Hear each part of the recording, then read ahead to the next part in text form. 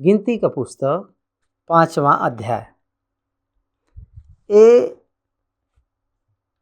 अध्याय में वचन का संख्या 31 बाटे। इनमें वचन के बाद वचन अध्ययन करल जी। इनमें से पहला से लेते 5वां अध्याय पहला से लेके 4 वचन तक अगर देखल जाए तो इनमें विश्वासघात करल गए लोग, अशुद्ध मनुष्य, 20% अशुद्ध विश्वासघात करे हुआ लोग और उसे और अधिक प्रतिशत में जोड़ के कौने प्रकार से ओके क्षतिपूर्ति कौने प्रकार से करे के बाटे, रेस्टिट्यूशनल लॉ। 9 और 10वां वचन में पवित्र करल गल वस्तु के याजक के पास ले आवे तो ऊ वही लोग को होई। ओकरे बाद 11वां वचन से लेके 21 वचन तक जौन बीच में पति और पत्नी के संबंध में एक प्रत्येक रूप का विवरण देवल गल बाटे। ऊ ई हवे के पति के पत्नी के ऊपर लगावल गल रोष कन्फर्म भयल या न भयल, प्रतिफल देखा या न देखा तब पर भी वो रोष बदे देवल गयल नियम कानून। 11 वचन से लेके 14 वचन तक ए वचन में उस रो निवारण करे बदे देवे वाला एक अर्पण। 15 से लेके 20 वचन तक लिखल गल वचन का में देवल गल बाटे वो रोष बदे परीक्षा। 21 वचन से लेके 31 वचन तक ये प्रकार से हम लोग जब देखल जीता या 31 वचन में भी इजरायली के जनता, लॉस के छुए हुए लोग और क्षतिपूर्ति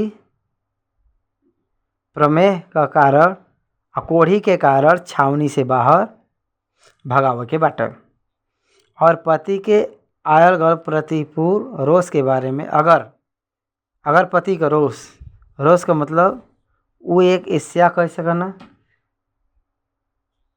जलस कह सकना, जौन शब्द इस्तेमाल लोग करना वो स्त्री के ऊपर जो पवित्रताई के ऊपर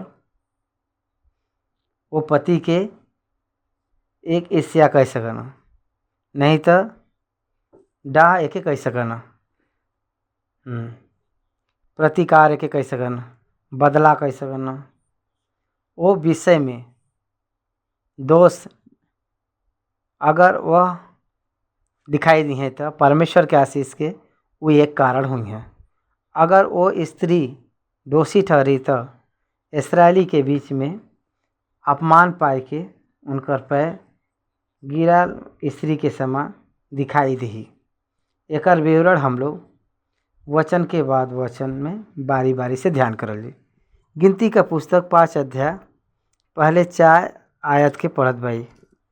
फिर यहोवा मूसा से कहना, इस्राएली के आज्ञा देखे वो सब कोढ़ी के और जितनन के प्रमेय हो और जितना लोथ के कारण शुद्ध हो उस सब लोगन के छावनी से निकाल दो। देखो यहाँ 3 कैटेगरी बा, एक कोढ़ी प्रमेय। एकर मतलब किसी के भी कोढ़ अगर हो गल बा तब चोट लग के उम्मी से अगर पल्स निकले वाला। तीसरा व्यक्ति लोथ मतलब लाश के छुए वाला व्यक्ति। काहे बदे उन लोगन के छावनी से बाहर करावत बा, काहे उन लोगन के निकालत बा।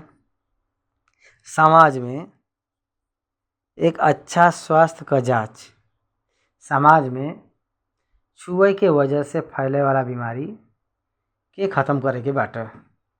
काहे बदे के हेल्थ केयर सोसाइटी में प्राथमिक एक प्रमुख जिम्मेदारी बाटे। छुए से फैले वाला बीमारी के न फैले बदे रोके वाला जिम्मेदारी शासन का हवे। मूसा उनकर एक प्रधान के रूप में बान, ही इज़ द गवर्नमेंट। वह वहाँ सारे कानून के निमित्त करत बायान और पेश करत बायान। यही बदे सरकार का जिम्मेदारी समाज में रहे वाला छुए से फैले वाला बीमारी का परिस्थिति रही जब वो व्यक्ति के क्वारंटाइन करे के बाटे। आजकल हम लोग देखत भैया हम सभी के कोरोना वायरस का बीमारी समाज में फैले के वजह से सभी के ई समझ में आवला के वायरस जेके संक्रमित भल बा वो व्यक्ति से दूसरा व्यक्ति के न फैले बदे सेल्फ क्वारंटाइन नहीं तो क्वारंटाइन आउटसाइड सेंटर सरकार नियुक्त करे बा। इस समय होम क्वारंटाइन हम लोग करत भाई काहे बदे हम लोगों के मौका नहीं बाटे। कुछ दिन पहले तो एम्बुलेंस में आई के उन लोगन के पिकअप करके लेके जात रहना और दूर में एक कोई भी स्कूल में कॉलेज में रख के उन लोगन के सारा सुविधा करवावत रहना। उन लोगन के आउटसाइड द कैंप सब आउटसाइड द सिटी रखे बदे कारण ही रहल के उन लोगन के ऊपर क्रोध नहीं, उ लोग ओ प्रलय से छुटकारा पावे। उन लोगन के सही से रहे बटे उन लोगन के साथ माँ के सारा प्रजा जनता सुरक्षित रहे बा। वो पर्पस बदे अलग करे बदे कहे बा। ये शब्द जौन निकाल देवे के जौन शब्द का मतलब ही हवे के अलग से रखब क्वारंटाइन करब कह के हम लोग समझे के बाटे। काहे बदे के they should not be touch, उन लोगन के कोई भी नहीं छुए के बाटे। आप लोग देखे होंगे कोरोना का फर्स्ट व्यू जब आ रहा वैद्य करत समय वो लोग घर वापस आए के वो फाटक पर 10 कदम पहले ही बाहर खड़ा हो के उनके बच्चा के हाथ दिखाए के टाटा बाय कह के चल जात रहना। काहे बदे कि लोग छुए वाला बीमारी के संबंधित कंटेजियस डिसीज के कारण वो लोग दूर रह कर जरूरी पड़त रहा। आज के ज़माने में हम लोग 21वीं शताब्दी में ये हम लोग देखत भैया, लेकिन ईस्वी पूर्व में ही 1450 साल पहले परमेश्वर इशारा सावधानी कहे बान। ऐसन के चाहे पुरुष हो चाहे स्त्री छावनी से निकाल के बाहर कह द। कहीं ऐसा न हो के तहार छावनी जकरे बीच हम निवास करी ला ओकरे कारण अशुद्ध हो जाए। और इसराइली वैसे ही कहना मतलब ऐसे लोगन के छावनी से निकाल के बाहर कह देना, जैसे यहोवा मूसा से कह रहा ना इसराइली वैसे ही कहना। एकरे वजह से छावनी में पवित्रता ही छावनी में प्रभु का निवास के कारण से वो लोग ई जवन काम करे रहना। ओकरे बाद 5वां आयत से लेके आखिरी वचन के बीच में लिखे वाला जौन वचन बा विश्वासघात करे तो उ लोग जौन करे बा ओके माने के बाटे पढ़त बा। आप लोग ध्यान दे। फिर यहोवा मूसा से कहना इसराइली से कह के जब कोई पुरुष और स्त्री कोई ऐसा पाप कह के जे लोग करल करे यहोवा का विश्वासघात करे और उ प्राणी दोषी होवे तब उ आपन करल गल आपन पाप मान ले और पूरा श्रुति पूर्ति में 5वां अंश मिलाए के अपने दोष के बदले में ओके दे जेकर विषय में दोषी भल हो। लेकिन अगर वो मनुष्य का कोई कुटुंबी न हो जेके दोष का बदला भर देवल जाए तो उ दोष का जौन बदला यहोवा के बदले में भर देवल जाए वो याजक का होए और वो प्रायश्चित वाला मेढ़ा से अधिक हो जैसे ओकरे बदे प्रायश्चित करल जाए। देखो कोई भी दूसरा व्यक्ति के विरुद्ध अपराध करें तो कितना वो अगला वाला नष्ट भल बाटे वो नष्ट के पूरा दे और वही के साथ 20% अधिक रूप में अधिक दे के वो नष्ट के पूरा करे के बा। का आप समझत बा? ओकर पाप ऊ है तुरंत माने के बाटे। इस समाज में परमेश्वर नियुक्त करे बा। अगर ई जौन अपराध कौने पक्ष में भल बाटे, अगर ओके एक संबंधी ओकर रिश्तेदार कोई न रहे त, ओकर पक्ष में लेवे वाला अगर कोई न रहे त ऊ याजक क होई कही के बतावता। 9 और 10 वचन में आयत में इस्राएली में लेके आवे वाला पवित्र वस्तु, प्रतिष्ठित हर एक वस्तु भी याजक का ही होला। और जितना पवित्र करल गल वस्तु इस्राएल उठाइल हुई भेंट कह के याजक के पास लावा, वही को होवे। सब मनुष्य का पवित्र करल गल वस्तु उन्हीं का ठहरा। कोई याजक के दे ओकर ठहरा। ये आज का चर्च में लोग पालन करना, परमेश्वर के दास लोग कोई भी भेंट अगर दें तो ऊ लोग इंडिपेंडेंटली लेवे के जैसा हम लोग दिखाई देत बाटे। ओकरे बाद 11 वचन से लेके 14 वचन के बीच में एक अच्छा सा कानून नियुक्त करल गल बाटे। ऊ का बाटे हम लोग के देखेगा। 11वां वचन, फिर यहोवा मूसा से कहना, इस्राएली से कहा के अगर कोई मनुष्य का स्त्री बुरी चाल चल के ओकर विश्वासघात करे, एकर मतलब ये है कि एकर मतलब शादी होने के बाद में अपने पति के अनाज्ञाकारिता हो के दूसरा पुरुष से कुकर्म करे तो, और कोई पुरुष ओकरे साथ कुकर्म करे परंतु अगर ये बात उनके पति से छिपल हो और खोलल न हो और वो अशुद्ध हो गए, परंतु न तो ओकर विरोध कोई साक्षी हो और न ऊ करत पकड़ी गल हो और ओकर पति का बन जलन उत्पन्न हो, अर्थात वह अपने स्त्री पर जले लगा और वो अशुद्ध हुई हो, या ओकरे मन में जलन उत्पन्न हो अर्थात वो अपने स्त्री पर जले लगा परंतु वो अशुद्ध न भयल हो, तो वह पुरुष अपने स्त्री के याजक के पास ले जाए और ओकरे बाद देवे वाले चीज़ के बारे में बात करत बा। कानूनी रहल के ओकर पत्नी बा ओके पनिश नहीं करेगा, याजक के पास लेके आवे के बाटे। ऊ ओके अनाज्ञाकारिता में होई के दोषी के रूप में ठहरई हैं, मतलब धोखा ऊ देले बा, अपने विवाह के संबंध से धोखा देले बा कह के। ओके एक साबुत रहा या न रहे तो भी ओकरे पति के जब जलन पैदा भल बा तो वो खुद ओके सजा नहीं देवे के बाटे। आजकल बहुत पति लोग उनके पत्नी के संग के वजह से हिंसा करन अपने पत्नी के। यही बदे हम लोगों के 498 केसेस अबाल बाटे।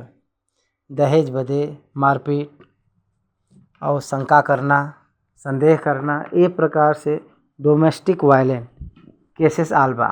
काहे बदे के गृह का हिंसा नहीं करे के बाटे। पत्नी के एक सबूत मिले तब पर भी पत्नी के हिंसा नहीं करे के बाटे। पति एक याजक के पास, एक न्याय के पास लेके आवे के बाटे, न कि उनके मैन हैंडलिंग नहीं करे के बाटे। ओके घायल नहीं करे के बाटे, ओके मारे के नहीं बाटे, घात भी नहीं करे के बाटे। वो जमाने में कानून नियमित भल बाटे, आज भी कानून बाटे। देखा बहुत सारा गलत रिश्ता के वजह से बहुत सारा हत्या घात होत बाटे। यही बदे कोई भी एक गलत रिश्ता पत्नी के या पति के बाटे अगर पता चले तो they should be broad before the God. वो लोग केवल कानून के आगे ही लेके आवे के बाटे। हाथ में कानून के लेके हिंसा करब या घायल करब या घात करब नहीं न करे के चाहिए। सबूत रहे तब, सबूत रही तो हिंसा करे बदे नहीं, न्याय के पास लेके आवे के बाटे। न्याय करे वाला भी हिंसा करे वाले नहीं बाटे। न्यायाधीश बदे एक कानून बाटे ओकरे बारे में बतावत बा। 15वां वचन से लेके 20 वचन तक एक अर्पण बाटे, ओके हम पढ़त भाई। त वो पुरुष अपने स्त्री के याजक के पास ले जाए और उनके बदे एपा का 10वां अंश जौ का मैदा चढ़ाव करके लिया हुआ, परंतु वो फिर तेल न डाले न लोबान रखे, काहे बदे कि वह जलन वाला अस्मरण देना आवे वाला अर्थात अधर्म का स्मरण करे वाला अन्न बलि हुई। वो परमेश्वर बदे देवे वाली एक साधारण अन्न बलि नहीं, ई अधर्म के स्मरण करे वाली अन्न बलि हवा। यही बदे ओकरे ऊपर तेल डाले के नहीं बा, वो अधर्म से रिलेटेड बा। यही बदे वो आराधना बदे नहीं बाटे कह के एक अर्थ आवाला। वो फिर लोहबान नहीं डाले के बा, काहे बदे के वो जलाए वाला और स्मरण दिला वाला अर्थात अधर्म का स्मरण करे वाला अन्न बलि। तब याजक वो स्त्री के समीप ले जाए के यहोवा के सामने खड़ा करा। यहोवा के सामने खड़ा करे का मतलब ये है कि ओके मंदिर में ले जाए के वो गेट के पास ले आए के खड़ा करे के बाटा। और याजक मिट्टी के पात्र में पवित्र जल ले और निवास स्थान का भूमि के धूल में से मिलाप वाले तंबू के निवास स्थान में वो भूमि का धूल में से कुछ लेके ओके जल में डाल दे। तब याजक वो स्त्री के यहोवा के सामने खड़ा करके ओकरे सिर का बाल बिखरावा स्मरण दिलावे वाला अन्न बलि के जौन जलन वाला है उनके हाथ पर धर दे। एकर मतलब सी मस्ट कमिट, ओके एक वादा करे के बाटे, अपने आप के कबूल करे के बाटे।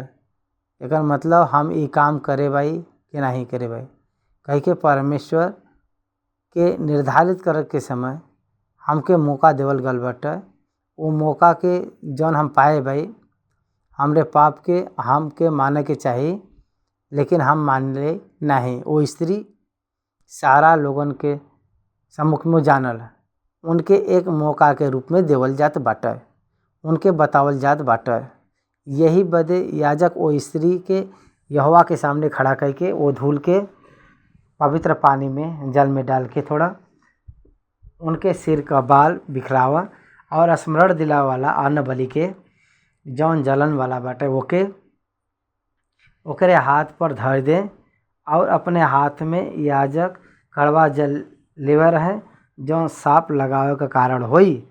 तब याजक स्त्री के शपथ धरवाए के कहें कि अगर कोई पुरुष कोस्ता से कोई कुकर्म न करे है आ तू पति के छोड़ दूसरे के तरफ फिर के अशुद्ध न हो गल हो तो तू एक कड़वा जल के गुड़ से जौन साप का कारण होला बचा रह।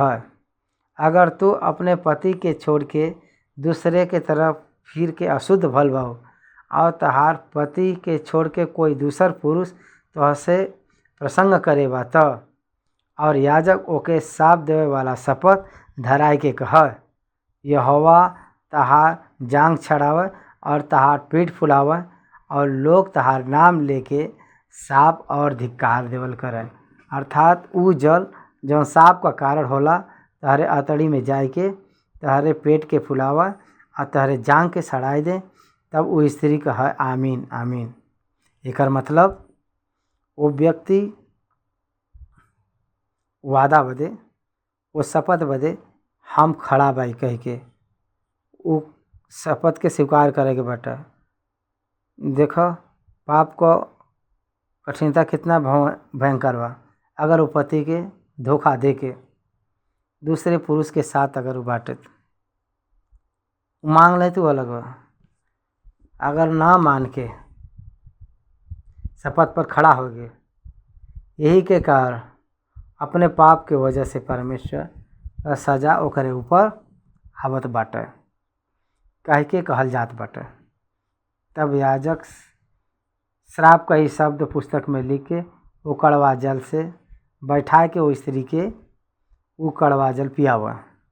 वो स्त्री के वो कड़वा जल पियावा जौन साप का कारण होला और वो जल जौन साप का कारण होला वो स्त्री के पेट में जाए के कड़वा हो जाए। और याजक स्त्री के हाथ में से जलन वाले अन्न बलि के लेके यहोवा के आगे हिलाई के वेदी के समीप पहुँचावा। और याजक वो अन्न बलि में से ओकर स्मरण देला वाला भाग अर्थात मिट्टी भर लेके वेदी पर जलावा।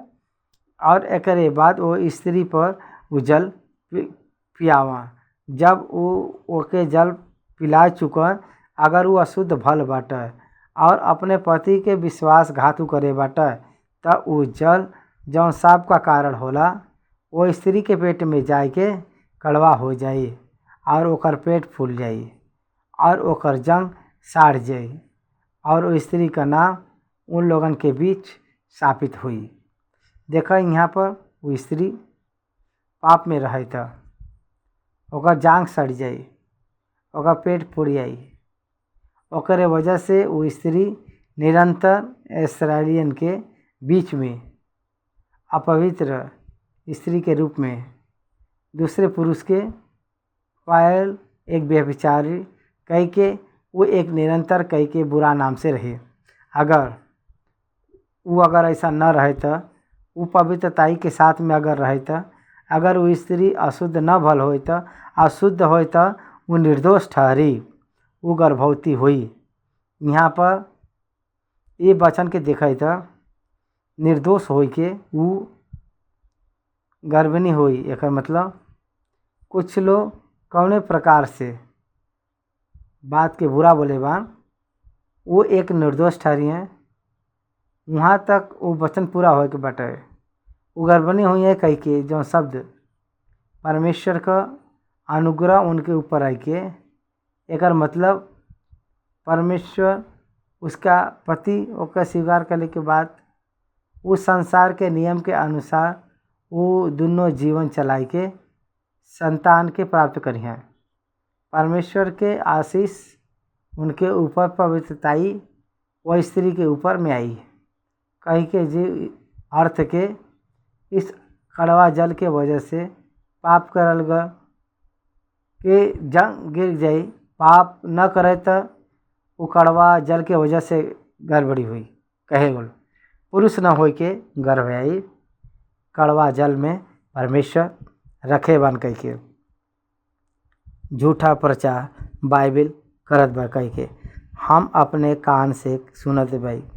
एक अर्थ वो नहीं हवा कड़वा जल की वजह से वो पाप में रही तब ओकर जांग गिर गल बा। वो पाप में न रह के रहल गल स्त्री बात वो आशीषित हुए जैसा ओकर पति ओके स्वीकार कह के ओकरे बाद परमेश्वर का आशीष के वजह से वह स्त्री गर्भिणी हुई कह के एक अर्थ होला। जलन का व्यवस्था ही है के चाहे कोई स्त्री अपने पति के छोड़ के दूसरे के तरफ फिर के अशुद्ध हो, चाहे पुरुष के मन में जलन उत्पन्न हो और अपने स्त्री पर जले लगे तो वो ओके यहोवा के सम्मुख खड़ा कर दे और याजक ऊपर ये सारा व्यवस्था पूरा करे तब पुरुष अधर्म से बचा रही। मन में शंका रख के संसार के नियम के चलावे बदे पुरुष का अधिकार नहीं बटे, ओके रोकथाम का वो स्त्री के स्वीकार करे के बटे उतना है। लेकिन मानसिक तौर से हृदय में दूसरा भावना से वो स्त्री के साथ नहीं रहे के बाटे, यही बदे उनके निर्दोष होए के बाटे। वो दोषी हन कह के अगर यकीन करे तो ओके शारीरिक संबंध वो संबंध के नहीं बढ़ावे के बाटे। वो निर्दोषपन पूरा हुई तब पर फिर से वो दोनों के विवाह का संबंध चली।